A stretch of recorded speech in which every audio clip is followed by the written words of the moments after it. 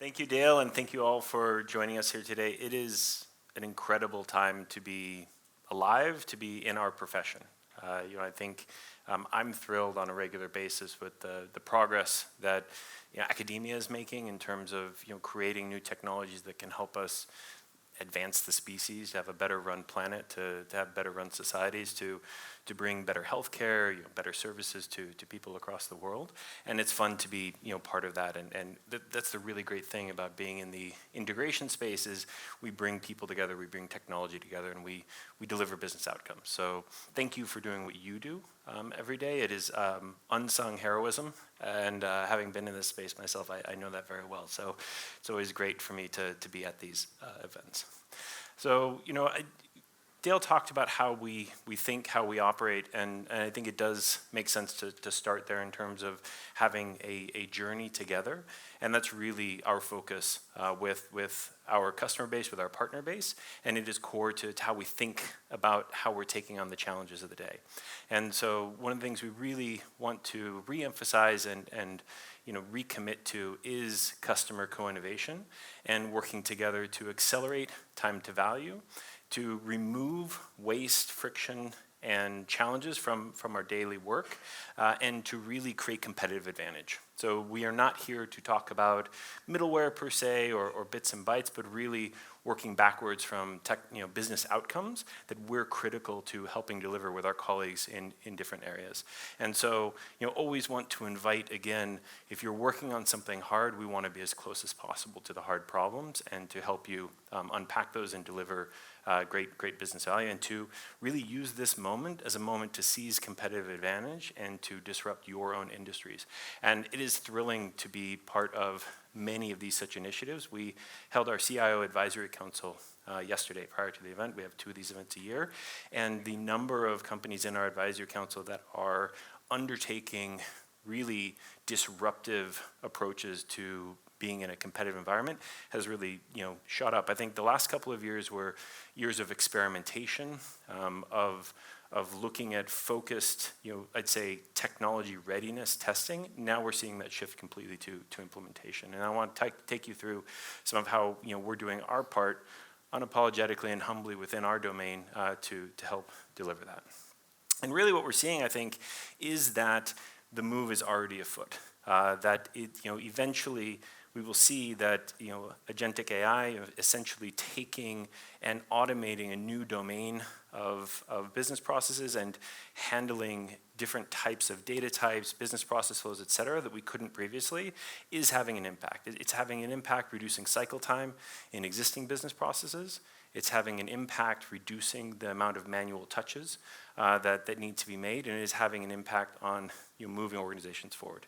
It's also wasting a lot of people's time who don't know what they're talking about, that aren't doing the proof of concept, and is creating a lot of challenges. But I think we're very focused on helping to identify the end where this technology does make sense to apply and helping to bring that into production. And from our perspective, the fundamentals still apply. And so we've long believed that being data-driven with a composable approach to business architecture is crucial for business process improvement, for delivery of services across the enterprise or to clients. And we still believe that data-driven process, service-oriented architecture, and is enabling for agentic investments as well. And the good news is we're seeing early adopters are actually working backwards. So saying we want to reimagine and reinvent a portion of our enterprise landscape. What can we do now with new technology to approach the problems in here and actually look at certain parts of the architecture to take into a composable approach, or work on the underlying data connectivity, data management in order to get there. So the good news is we're definitely seeing that you can take a outcome-oriented approach and progressively refactor to deliver, and that's really exciting. The impact of that, however, is pretty significant. As we increase automation, as we increase the ability to run processes 24/7 where we're not constrained by our working hours, it will change the impact on our underlying landscapes.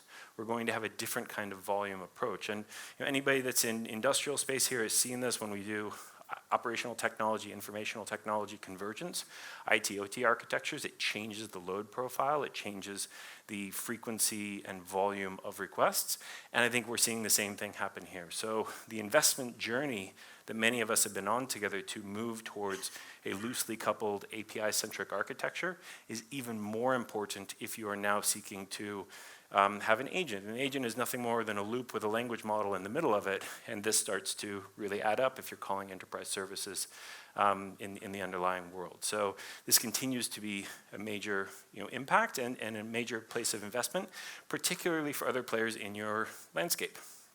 So I think the vast majority of us work with one or more of the mega vendors, often 3 or 4, and each of these companies are very much coming out with their own capabilities in the agentic AI space and claiming to be soup to nuts for all of these things, being able to solve all things for all people. I think what we're seeing within these early releases and even as they mature is that as it was with a API-centric architecture or a service-oriented architecture, most of the mega vendors are good within the realm of their domain, but the instant you get out of that domain, it's very challenging. And so the data availability to these capabilities is constrained there, meaning that if you have business processes that stay within the domain, good stuff. How many of our business processes only stay in one domain, though? It is a subset. Most of our important and impactful processes are multi-domain and cross the landscape that we have from the front of the office to the back office, and our ability to take and convert on a customer requirement and deliver that business value is cross the space. And I think that is really where we see our value, is to be able to go across these different domains and support a diverse infrastructure where you have technology purchasing choices and do not have to standardize on an individual area. I think the challenges we see, though, over and over again are pretty repeatable. We can talk about how powerful a given language model is becoming or a certain capability is. However, despite the capabilities of these models, they don't have access to your data. They don't have access to your domain systems. They can't hit those systems, and if they could, you probably would be in breach of your privacy requirements or your regulatory requirements anyway, without any improved governance. We also see just tremendous adoption at the line of business and sort of bring your own AI, where people are working with these systems and bringing them in. Who here has more than 10 or 15 different AI systems running in their landscapes, 100, 200? No hands, nobody wants to admit. All right, there's some over here. Certainly every single architecture coming in is bringing its own individual systems, and employees are bringing their own systems as well, whether that's desktop Claude, OpenAI, ChatGPT, et cetera. And so this then opens up privacy and governance challenges, which are incredibly necessary to manage. But this isn't really new, is it? We've been dealing with these problems with every new wave of technology, whether it was the expansion of cloud when we were managing our on-premises systems, whether it was the creation of online analytic processing and the separation of data from application to data store. And of course, every time that happened, we had a new acronym and a new technology to try to manage. And MCP-A2A, the newest acronyms to come out here, Model Context Protocol, Agent to Agent, is just the latest in what has been just a readily accumulating technical debt managed across your landscapes, because of course we have to manage technology through time. We cannot take any point in time to system decision and live with it. In fact, it's accumulation of decisions through time that dictate our day-to-day activities and the majority of what we work on.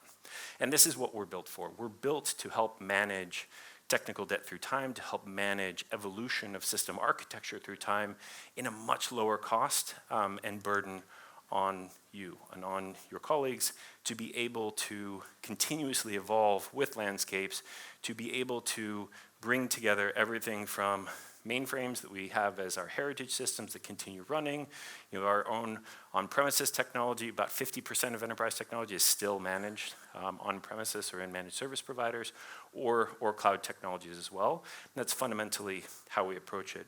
But I do want to step back and think about this from a let's say, architectural point of view and a philosophical point of view, because often when I'm speaking with members of our community that have been with us for some time, we often lose sight of the underlying strategy for how we want to approach these things, and that informs how we'll approach them in the future.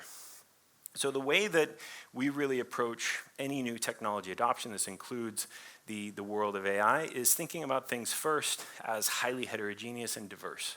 So as I mentioned, everything from systems we may have implemented a decade or two ago to systems we implemented last week, our focus and goal is to create an abstraction layer or a facade against all of those systems, and everything SnapLogic touches, we turn into a common language runtime so that you can have a common programming model against it.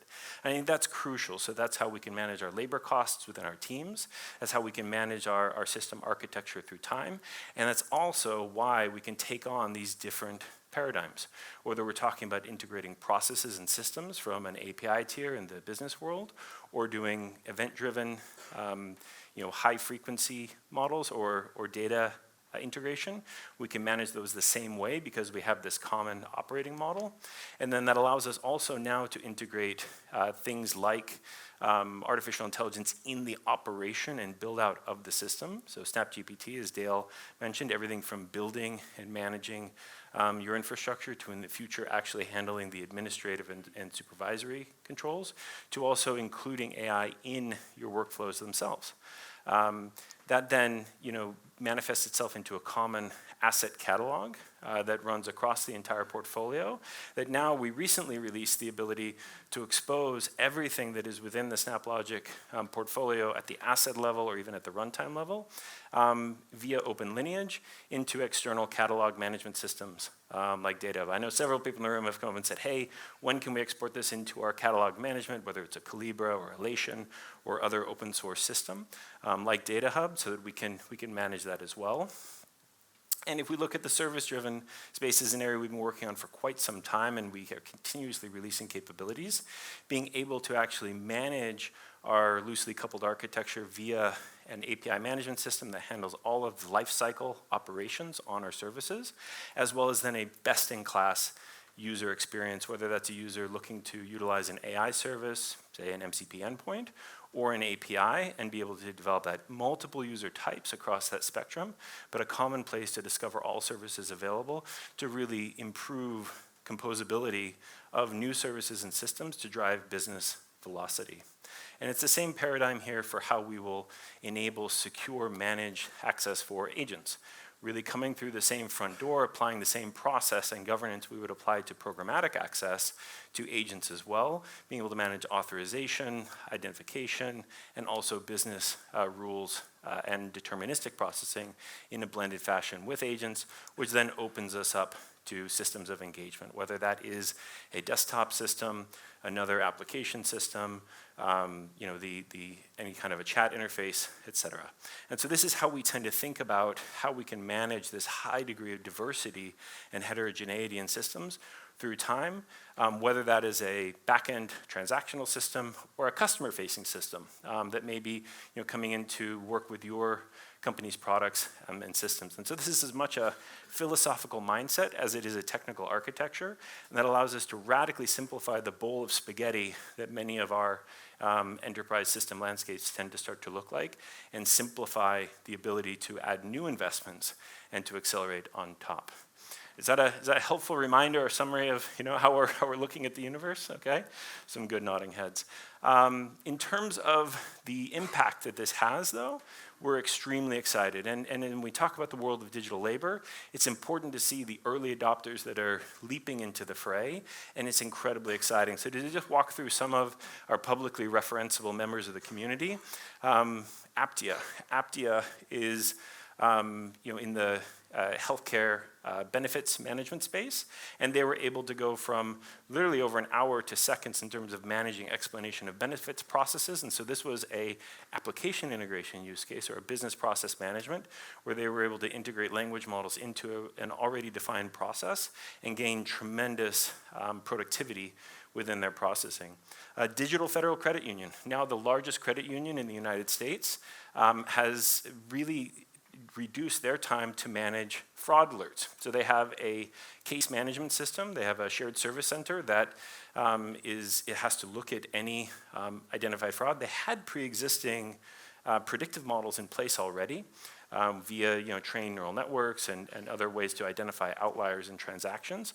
But those produced a very, I'd say, complicated and sophisticated output from the models. They then used Agent Creator to create a nice human summary of the case, which is dramatically decreasing their cycle time in doing a shared service center. Spirent completely changed the way they look at customer support and actually the way that they could improve their ability to sell to new customers by creating a dedicated customer dossier for their salespeople before they went on site. And KBS is one of the world's largest janitorial services company. Most of their workflow with their customers is actually paper-based. They do work orders that are filled out paper-based, and then they basically write what the service was. And they're using a combination of computer vision and a classification model to actually do the classification of those workflows that start off in paper form to be able to drive their business processes. So a wide variety of what we would call, and I think if you read of Keith Guttridge's recent research around the difference between everyday AI and transformational AI. I think this is where we would see these are transformational AI investments. This is not putting a chatbot on the desktop. This is fundamentally changing deep research. So from there, I do want to talk about Model Context Protocol. It is something that is on everybody's mind. Anybody here experimenting with or working with MCP in your shops currently? All right, slightly less than half the people that are using AI day to day, so that's a pre-indicator. We had dinner last night with the Gartner colleagues, and they said that MCP inquiries are really overtaking the volume of input there. So we certainly see that as well. But for those of you that don't know what Model Context Protocol is, my simplistic way of describing what Model Context Protocol is it is a way to improve the inference of the language model to use tools, resources, or prompts within their use, because the language model itself is creating the system access. Well, if you want to do that on a highly reliable basis, you need to have structured templated formatting. That's essentially what MCP gives us. But if you do that in a reliable, frequent fashion, you can accelerate innovation because you can reduce your time to open the surface of your enterprise systems to language models and how them actually work together. From a decision-making process, if you're building processes that are using LLMs to help with decision-making, doing things like abstractive summarization of underlying information, MCP can help with that. And also it can create, an abstraction layer for us to be able to develop the underlying services through time with basically a standard way to approach these things. And so the way that we're looking at MCP is any way we would have looked at other types of interface or integration technology as well, by looking at how we can best use that using the same paradigms that we would have used for other types of integration. So the first way that we're supporting MCP is already released. I think it was 1 or 2 releases ago, where you can now call MCP endpoints from within SnapLogic processes or pipelines. So within a standard pipeline, let's say, for example, you need to categorize some information.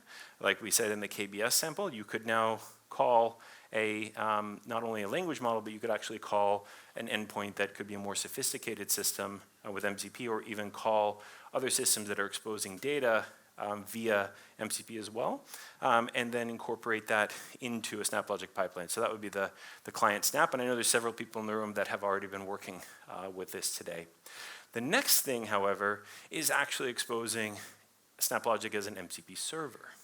Now this gets very interesting, because if in the data plane of SnapLogic you could have an MCP server, that implicitly means that any pipeline or asset you have accessible via SnapLogic can now become accessible to a language model endpoint for development of either just a direct user interface, if we see the world evolving to have more and more conversational UIs, or to other processing itself. And so as an example, one of the research projects we have ongoing right now internally is to MCP enable the core SnapLogic runtime APIs. So many of you probably use our public APIs to extract data or runtime information. Now we're making those accessible via MCP so that you could actually have a natural language query. How many pipelines were degraded in the last 24 hours and why? And actually get a meaningful response from the system to then decrease the time and energy it takes to manage this. Not only that, but if you have SnapLogic as an MCP server, any system you have built that has those kind of APIs, you could MCP enable using SnapLogic. You think about that for a second. If you have legacy investments where you're managing them and the systems administration surface is challenging, you could actually make that easier. But I want to talk about this in a more concrete example, and before I talk about that, let me make sure that my system that's been sitting up here for a while, of course, my security and user timeouts are all working well, so I'll get that going in the background. Let's talk about an example where this could be useful that I certainly deal with in my world, and that's supplier onboarding. If you're anything like SnapLogic, your supplier or service onboarding process is opaque, deeply frustrating, takes too long, but is absolutely required to follow a certain approach in order to be done correctly. So in my world, what we have to do to onboard a supplier at even a small Silicon Valley startup is I go in and I fill out a form to describe my supplier. I then have to upload that to, I think it's actually a Google form that I submit, and then the finance team goes through and performs a bunch of business processes to ensure that we can actually onboard these suppliers. Whether that's looking at the credit rating of the supplier, validating that the bank details are correct, looking at the risk, has the Better Business Bureau have a flag up on this particular supplier, et cetera. Does this supplier already exist in my CRM system for working on? These are all things that happen in the background. They're time consuming, they're manual, they're error prone. So we can imagine now instead if you had built good business rules into how you accomplish these things already, how could you expose that to an end user in a way that is highly useful and usable? So as an example here, I'll go ahead and show a demo, if we can cut to my screen. Okay, so I have brought my own AI, and I'm even too cheap to pay for the $20 a month plan. So here's my Claude desktop. And what I'd like to do is walk through what supplier onboarding could look like in this world. So as an example, I have my onboarding form. You can see here this company I want to work with, Global Office Supplies. It's a demo company, but has all of the necessary information I've filled out. And go ahead and bring this into my Claude workspace. And then for the purposes of demo, so that you don't have to watch me be nervous and type, I've got some prompts here, but we could type them out instead. We can say, read the supplier onboarding PDF and tell me all about it. Now, okay, this isn't much of a parlor trick. All of us have been doing this sort of thing already using language models and these built-in services to help us with things like document Q&A, et cetera. What becomes interesting, however, is when I give Claude extra skills. So as you can see here, I've enabled the SnapLogic supplier onboarding MCP server, and now with my authentication and to the system, I can now do things like validate suppliers, create new suppliers, and run analytics on them. So let's start with the first one. I'd like to validate the supplier using SnapLogic system for supplier validation. So what's happening now is that Claude is taking this prompt, is introspecting the services available to it, and is now calling a tool. And so the tool call that's behind this is a very straightforward pipeline that is going ahead and validating using our corporate systems to go ahead and do a Dun & Bradstreet check, to go ahead and do a credit check relative to the supplier, and actually use the data that was in my onboarding tool to follow a prescribed business process in order to deliver the outcome. Let's see if the demo gods are with me today. I had this conversation earlier. So I said, are you really going to do a live demo? I said, well, that's my intention. But let's see if Claude's working with us. It certainly seems to be wanting to. Come on, Claude.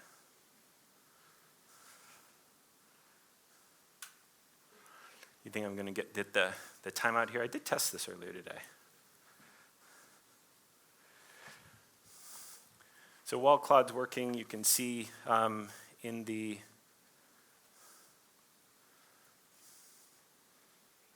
I'm going to go ahead and kill this and start it up again.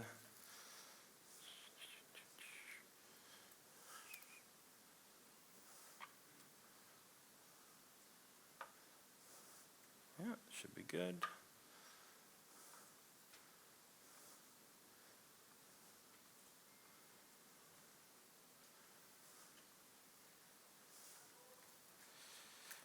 Three years of doing this. Is this my first demo face plant? We'll see.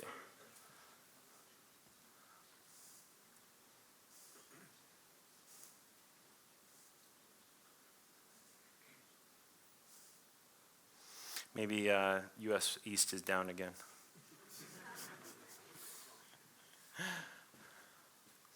All right, well, while that's ongoing, you can imagine, if it did come back, what's actually happening in the background. Oh, here we go. Whew. All right, so supplier validation completed and approved. A little bit longer inference time, but a heck of a lot shorter than if my finance team were doing it, I'll tell you. And as you can see here, what's happened is we've gone through using the pipelines in the background. The summary is to go ahead and approve this supplier, and then detailed risk. So you can see here we're going through Dun & Bradstreet verification, we're doing credit rating, scoring, banking compliance, actually double checking that this is actually the right SWIFT code, et cetera.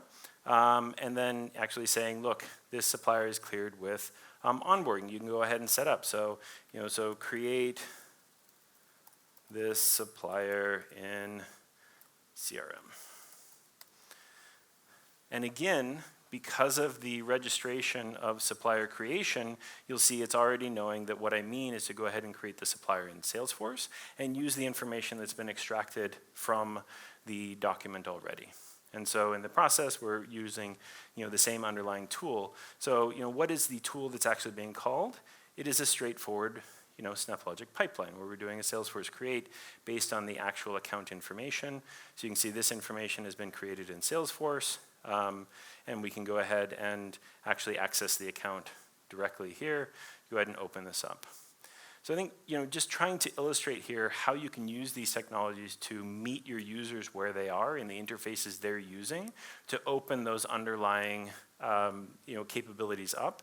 And the idea that if you have already invested a lot of time and energy in your data integrations, your application integrations, your actual orchestration, you now can open those up as well. And then you can do even more interesting and sophisticated things.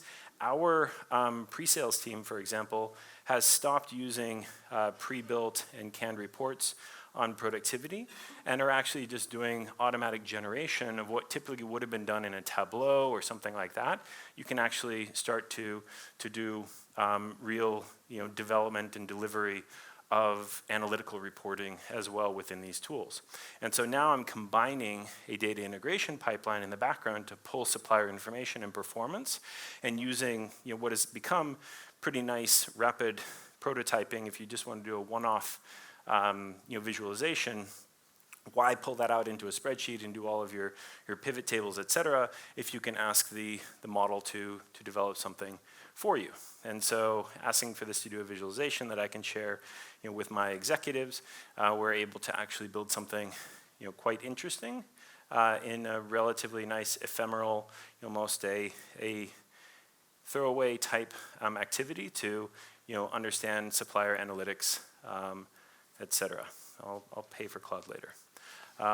But as you can see, I think reducing friction to rapidly prototype, to get access to information, and even automate business processes, this is where we're headed, is we're able to now break down the boundaries or the curbs between our existing well-structured, well-managed, let's say, governed enterprise landscape, and then helping users to have access to that information in a lower friction way.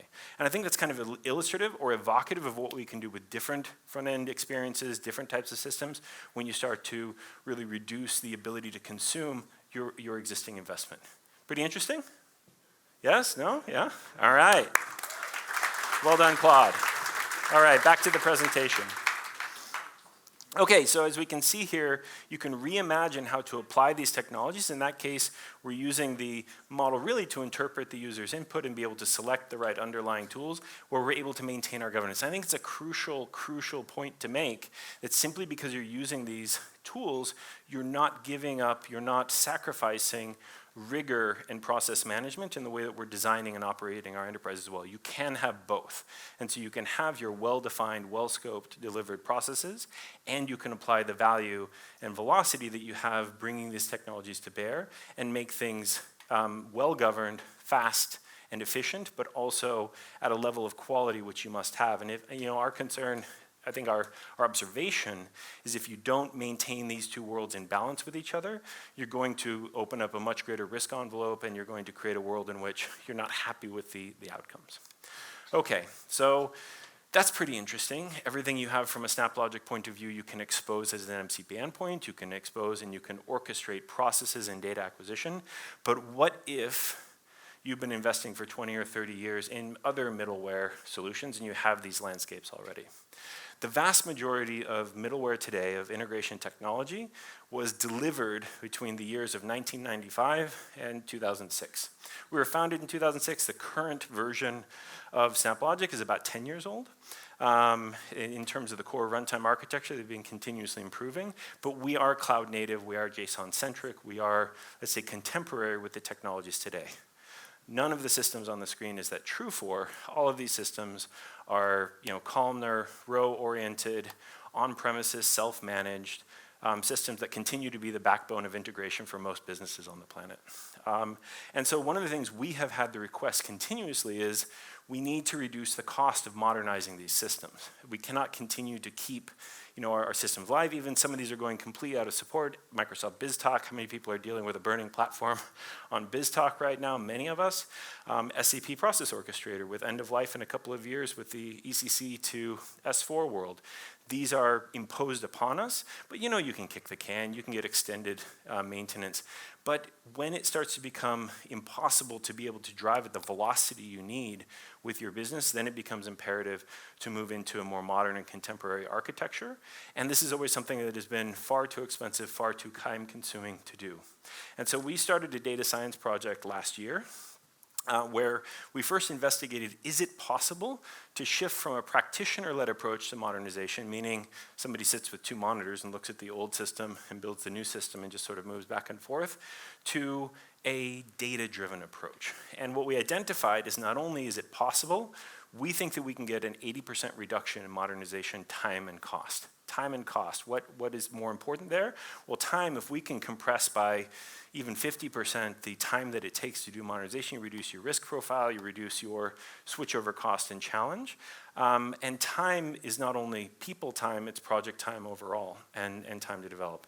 So the way that ultimately we've come to do this is not a purely technical approach where we're doing just a technical conversion or lift and shift, although for a portion of your workloads, I think that could be very appropriate. We're really looking holistically at the entire process of modernization from understanding the portfolio. Many of these portfolios that are decades old, the people that wrote the workloads no longer work with us. They're probably retired or passed on. They didn't document things appropriately, so we understand these systems on a break-fix basis. And in order to even modernize and migrate them, often we're looking at a 6 to 8 month project just to understand what we've got in any level of useful detail. So what we're doing is completely automating that and then having business-centric planning, whether that's by a given business domain or process orientation, developing and then delivering with test and release. And so what we're seeing in terms of our early production deployments of SLIM is a 40% reduction in overall integration complexity. So the ability to refactor the solutions, again, not just from a lift and shift, but actually refactor and have a different design methodology around building these things. Looking at, for example, in some of these systems, you'll note by the term mapping, I mean Informatica, the ability to do massive compression from one system to another, primarily through parameterization and reuse. And then, the reduction in implementation time in particular. So to look at how we're approaching this, here's some screenshots of the system. If we think about the analysis phase, here we're basically taking an export of the metadata for these legacy systems, typically in an export in an XML format, uploading that into the system, and then performing a statistical analysis of that metadata. What are the endpoints? What are the transformations? How are you managing it? And then actually building out the detailed workflow diagrams and process understanding that you have. From there, we do the planning. I'll skip over that. And then actual development. So taking this and building the to-be specifications, the actual first drafts of the pipelines themselves, test data, and handling full CI/CD version control, and then crucially, test and release management. So fully automated and iterative testing in the development cycle, both at the unit level and at the regression level itself. And oh, by the way, this test approach that we came up with, Slim, is independently available for your SnapLogic environments as well. So you can move unit testing into the development lifecycle as well as managing full regression test analysis. I see some eyes perking up at that because this has been a long-standing gap for us. Well, we've closed the gap, and now we have the ability to have fully automated unit and regression testing as well. So pretty exciting. Talk to your SnapLogic rep, follow up with me afterwards, and we're happy to give demos and look at your data in this system. Okay, so what's next? Well, the first wave of the sort of modern middleware, starting in '96 with Informatica, TIBCO, et cetera, was really on premises, whether this is ETL or ESB type technologies. Next wave is cloud with iPaaS. Our prediction and where we're headed is really towards agentic integration. And I will disagree with my marketing colleague that this is merely hype. Actually, what we mean by agentic integration is what I just showed you with Slim. We're actually applying AI in the actual domain of developing the systems themselves. SnapGPT is an agentic copilot now. If you're using SnapGPT, and those of you that are using it have seen the continuous steady improvement, now you can take the deeper thinking approach using SnapGPT, where it is now an iterative cycle, whether it is refactoring existing workloads or creating new ones. That is an agentic system, and as you can see, we're developing these as well. So that's what we mean. How do you get to minimizing the human cost of integration, automation, orchestration, development, and management? You do it by automating all the things. Okay, so we're committed to this future. We're all in. We're continuing to develop. We started in 2017, building our first artificial neural networks and building up our own expertise. We've had a steady, continuous effort against this. We're dead set on minimizing the cost, risk, and time spent on this. And having just released MCP and looking down the stream at how you would have multi-agent systems well orchestrated with each other. We're starting on the early research there. Come contact us if you're interested in agent-to-agent systems. Right now, we're really focused on exposing MCP in the use cases that it makes sense. So, in closing, come and talk to us. Come talk to us if the work you're doing is stalled because you haven't figured out how to have AI models or agents actually have secure access to core enterprise data in a way that's repeatable, highly governed, and useful. With that central control, come talk to us if you're risking governance failure. Forgetting all of that, your ability to be a high-performing operational group is blocked by technical debt and legacy. And then you need more than tools. You need a community, you need expertise, you need guidance. Everything I'm talking about here is available on our community, technical blog as well, and we really see this as a group activity. So it's really a wonderful and exciting time, and we just continue to see the pace and velocity of innovation increase. So thank you very much.